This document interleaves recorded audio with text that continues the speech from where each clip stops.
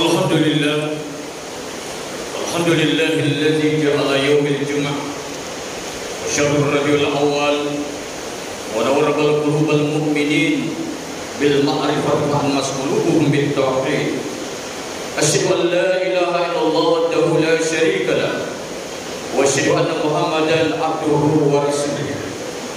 Allahumma salli wa sallim wa barik ala sayyidina Muhammad wa ala alihi wa sahbihi rasulillahi ajma'in. Amma wa ya ayyuhal muslimun ittaqullah haqqa tuqatih wa la tamutunna illa wa antum muslimun. Barakallahu ta'ala fil Qur'anil Karim wastawal qailin a'udzu billahi minasy syaithanir rajim. Bismillahirrahmanirrahim. Laqad kana lakum fi rasulillahi uswatun hasanah liman kana yarjullaha wal yawmal akhir wa dzakarallaha katsiran. Shadaqallahul azim wa sadaqa rasuluhun nabiyul karim wa nahnu ala dzalika minasyahidin wasyakirin. Walhamdulillahi rabbil alamin. Hadratul muhtaramin jamaah salat Jumat Masjid Nurul Jamaah yang insyaallah dimuliakan Allah Subhanahu wa taala. Bersyukur kita kepada Allah Subhanahu wa taala pada siang hari Allah turunkan hujan rahmat agar kita selalu bagaimana mendapatkan kasih sayang Allah Subhanahu wa taala. Tidak menghalangi kita, justru itu menambah kekuatan keimanan kita untuk melaksanakan kewajiban Jumat kita seperti biasa. Mudah-mudahan insyaallah rasa syukur itu kita selalu bisa manifestasikan di dalam kehidupan kita sehari-hari, sehingga kita menjadi hamba Allah dan selalu mensyukur nikmat-Nya. La in syakartum la azidannakum. Salawat dan beri salam kembali kita kirimkan kepada junjungan kita karibaan baginda Rasulullah sallallahu alaihi wasallam. Bikaulina Allahumma salli ala sayyidina Muhammad wa ala ali sayyidina Muhammad. Mudah-mudahan di hari kiamat kelak kita mendapatkan syafaatnya.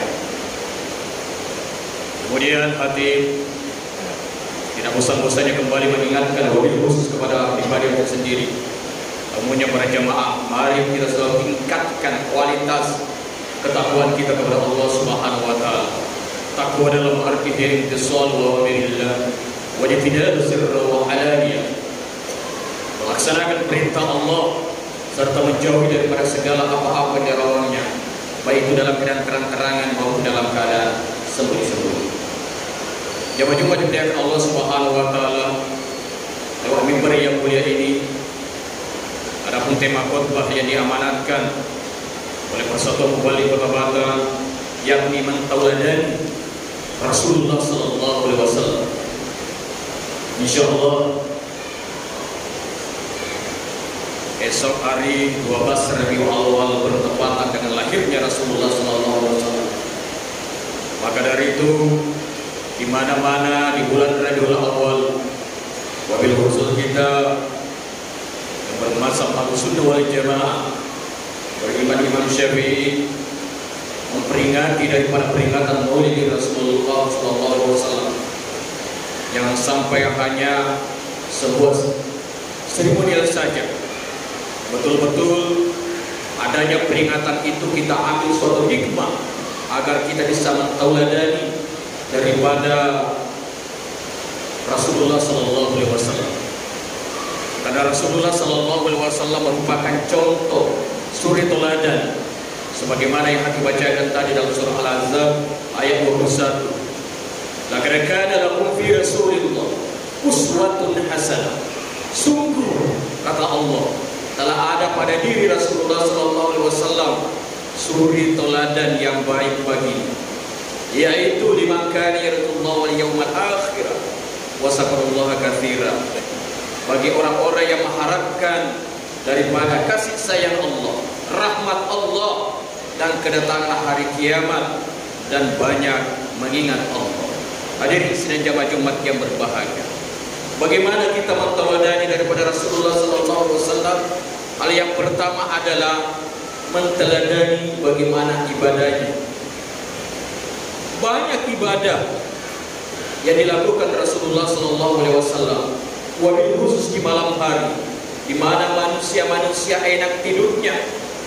Digambarkan istrinya Aisyah radhiyallahu anha sampai beliau kedua telapak kakinya luka terpecah. Maka Aisyah bertanya pada waktu itu kepada Rasulullah SAW, mengapa Anda melakukan semua ini? Padahal Allah telah mengampuni dosa-dosa yang telah lalu dan dosa-dosa yang akan datang. Rasulullah SAW dengan tersenyum menjawab, apakah saya salah sebagai hamba Allah untuk mensyukuri daripada segala apa yang diberikan oleh Allah Subhanahu wa taala? Hadirin sidang jamaah Jumat yang berbahagia, ini menandakan pelajaran bagi kita semuanya. Rasulullah SAW saja diampuni dosa-dosanya yang telah lalu dan yang akan datang, tetapi tetap beribadah kepada Allah Subhanahu wa taala. Bagaimana kita ini umatnya?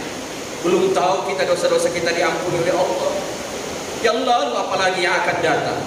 Maka kita harus lebih baik dan lebih baik lagi ibadah kita. Ini hal yang pertama yang harus kita teladani daripada ibadah Rasulullah, harus kita lebih baik lagi. Hal yang kedua adalah menteladani daripada akhlak Rasulullah, budi pekertinya. Rasulullah SAW ketika ditanya oleh istrinya Aisyah, apa sih akhlak Rasulullah? Suilat Aisyah an hulki Rasulullah fakalat ulukul Quran. Pada waktu itu Aisyah menjawab, akhlak Rasulullah adalah Al-Quran. Akhlak Rasulullah apa saja yang ada dalam Al-Quran. Segala gerak-gerik Rasulullah, perkataannya, perbuatannya sudah ada di dalam Al-Quran. Di sini disimpulkan bahwa Al-Quran adalah sumber akhlak daripada Rasulullah SAW, mengisyaratkan kita semua agar kita betul-betul beradab dengan adab Al-Quran. Al-Quran bukan sekadar kita baca, tapi kita bisa mentadaburkan Al-Quran, berakhlak yang mulia seperti akhlak Rasulullah, yakni akhlakul Quran. Sampai Allah Subhanahu wa taala mengagung-agungkan Rasulullah dalam surah Al-Qalam ayat 4, wa innaka la'ala khuluqil azim. Rasulullah merupakan akhlak yang sangat mulia, budi pekertinya begitu agung, luhur sekali. Jamaah Masjid Nurul Jamaah rahimahullah. Kemudian hal yang ketiga, teladan yang harus kita contoh daripada Rasulullah SAW adalah masalah urusan keluarga. Khairukum li ahlihi wa ana khairukum li ahli. Orang yang paling baik di antara kalian adalah yang paling baik akhlaknya, dan akhlak yang terbaik dalam keluarganya adalah saya, kata Rasulullah sallallahu alaihi wasallam. Bagaimana akhlak daripada keluarga Rasulullah, daripada istri-istrinya, daripada anak-anaknya, begitu bagaimana memuliakan. Tidak ada membeda-bedakan antara istrinya yang satu dan istrinya yang lain. Dan mempunyai istri lebih dari satu karena dia menolong, bukan karena nafsu. Anaknya, bagaimana dia memuliakan daripada anaknya, seperti Siti Fatimah. Hadirin sidang jamaah dimuliakan Allah Subhanahu wa taala. Maka dari itu, jadikan keluarga kita menjadi keluarga yang islami, menjadi keluarga yang sakinah mawaddah warahmah, mencontoh bagaimana keluarga Rasulullah sallallahu alaihi wasallam. Kemudian hal yang keempat, jamaah Jumat yang berbahagia, teladan Rasulullah adalah urusan masalah sosial. Nabi kita begitu tawadu dalam sosial kemasyarakatan, rendah hati, jauh daripada sifat-sifat kesombongan. Dan yang terakhir adalah yang perlu kita teladani adalah kepemimpinan Rasulullah. Beliau begitu adil, amanah, konsisten dalam menjalankan sesuatu kepemimpinan. Wahai manusia, sesungguhnya yang menghancurkan orang-orang yang sebelum kalian adalah jika ada orang yang memiliki kedudukan di antara kalian. Mereka melakukan pencurian, mereka korupsi, mereka koruptor. Maka dia membebaskan orang-orang yang dekat dengan dia, orang yang mempunyai jabatan. Namun jika yang mencuri adalah orang yang lemah, rakyat biasa, maka mereka menegakkan hukum yang sebenarnya. Hadirin yang dimuliakan Allah Subhanahu wa taala. Maka dari itu, demi Allah, kata Rasulullah, jika yang mencuri adalah anakku Siti Fatimah, maka saya potong tangannya. Ini suatu iktibar pelajaran bagi kita semua. Siapapun kita, ketika nanti kita menjadi seorang pemimpin, mencontohlah daripada kepemimpinan Rasulullah Sallallahu Alaihi Wasallam. Dia tidak membeda-bedakan, bahkan anaknya ketika dia mencuri, memotong tangannya, dan yang memotong adalah Rasulullah Sallallahu Alaihi Wasallam. Kita tidak boleh membeda-bedakan antara yang punya jabatan, antara rakyat biasa, apalagi dia seorang pengangguran, miskin lagi, semuanya sama di antara ketika sesuatu hukum harus ditegakkan. Mungkin inilah jemaah Jumat yang berbahagia, yang hati dapat sampaikan kesimpulannya adalah betul-betullah kita selalu bagaimana mensuruh teladani daripada Rasulullah Sallallahu Alaihi Wasallam, wabil khusus daripada akhlak Rasulullah Sallallahu Alaihi Wasallam. Karena Rasulullah Sallallahu Alaihi Wasallam diutus di permukaan bumi ini untuk menyempurnakan akhlak manusia. Innama bu'istu liutammima makarimal akhlak. Demikian yang dapat yang saya mengantarkan. Mudah-mudahan manfaatnya. Barakallahu lakum fil Qur'anil Karim wa nafa'ani wa iyyakum bima fihi minal ayati wasil hakim. Wa taqabbal minni wa minkum tilawatan as-sami'ul alim. Aqulu qawli hadza wa astaghfiruhu innahu wal ghafurur rahim.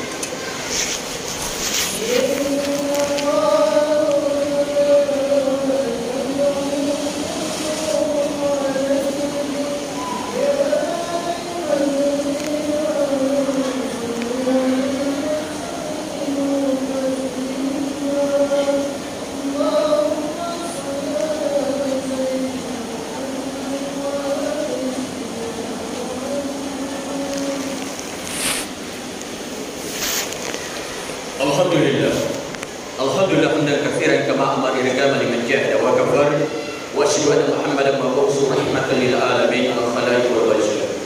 Allahumma shalli wa sallim wa barik ala sayyidina Muhammad wa ala alihi wa sahbihi rasulil ijma'i amma.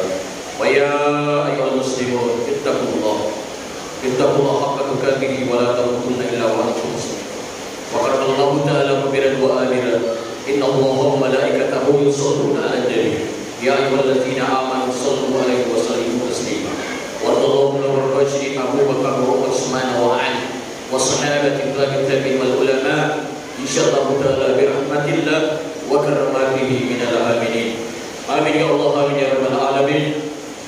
Allahumma ighfir lil mu'minina wal mu'minat wal muslimina wal muslimat al ahya'i minhum wal amwat innaka sami'un qaribun mujibud da'wat ya qadiyal hajat. Allahumma islam wal muslimin wansur asakirahu ila yaumiddin was'ala balikal mukillin min ummati Muhammad sallallahu alaihi wasallam fi syafa'ati ila yaumil qiyamah. Nas'aluka ridhaka wal jannah wa na'udzu bika min syahhatika wan nar. Rabbana atina fid dunya hasanah wa fil akhirati hasanatan wa qina azaban nar wa qina azabal qubur wa qina azab yaumil mahsyar wa jannata ma'al abrar ya aziz ya ghaffar ya rabbal alamin. Ibadallah, inna Allah ya'muru bil adli wal ihsani wa ita'i dzil qurba wa yanha 'anil fahsya'i wal munkari wal baghi ya'idukum la'allakum tadhakkarun wa la zikrullahi akbar wallahu ya'lamu ma tasna'un.